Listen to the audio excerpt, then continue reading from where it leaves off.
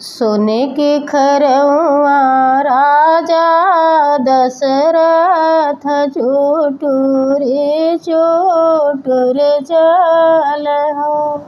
सोने के खरवा राजा दशरथ चोटुरो चोटुर जल हो। अरे चल भैल माली फूल वरिया होत देहा मालिनी फूलवा हो। अरे चल भैल मालिनी फूल वरिया होत फूल मालिनी देहा हो।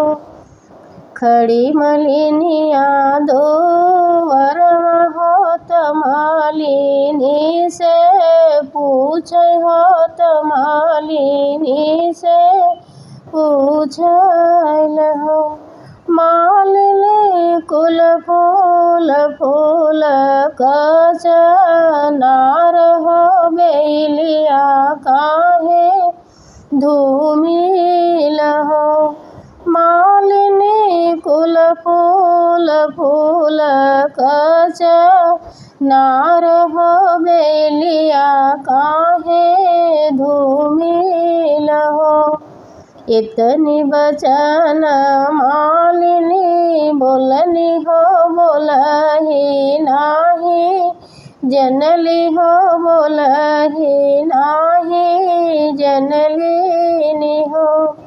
हे राजा इतने सुंदर नियम हो कवने गुण बाझनी हो कवने गुण बाझी न हो। हे राजा इतने ही सुंदर नियम हो कवने गुण बाझी न हो। कुल राजा कुल गुण गरीर नियम हो कवने गुण बाझी न हो। उहवा से राजा आइलन हो घरे है चली गईल हो घरे है चली गईल हो। राजा गोड़े मोड़े तान लज दरिया हो सुतल गज ओबर हो सुतल गज ओबर हो। पैठी जगावली कौशल्या रानी अवरोसु मित्र रानी अवरो केही रानी हो। अरे उठ राजा भैल सा बेरवा हो दतनिया तो हो करा हो खरैया तो होई जाय खरैया तो होई है हो। इतनी बचन राजा सुनल हो त कैसे कहोई है खरैया रानी कैसे खरैया होई है हो। रानी नगर में मचल शोर होती न हो। रानी बाझनी होती न हो रानी बाझी न हो। इतनी बचन रानी सुनली हो सुनही नाही पवली हो सुनही नाही पवली हो। मोर पिछवारा वीरैया हो वीरन तो हो लागो हो।